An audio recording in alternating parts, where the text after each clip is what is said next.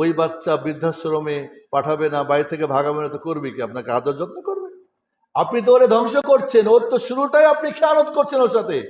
বা আমার সৎ হন নাই, হালাল খাওয়ান নাই, হারাম খেয়ে তো হারাম চিন্তা করবে, ও তো শয়তানি চিন্তা করবে, ও তো ভালো চিন্তা করবে না।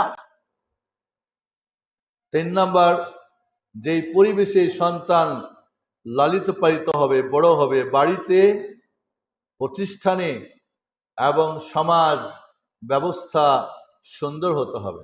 সব লালিলাপ্পা, বেহায়া, বেলিল্লা, যত নোংরামি নষ্টামি, যত জুয়াবাজি, যত ত্রাস, যত শয়তানি পোলাপানা, যেগুলি ভাবে, ওদের সাথে আপনার সন্তান ভালো থাকবে।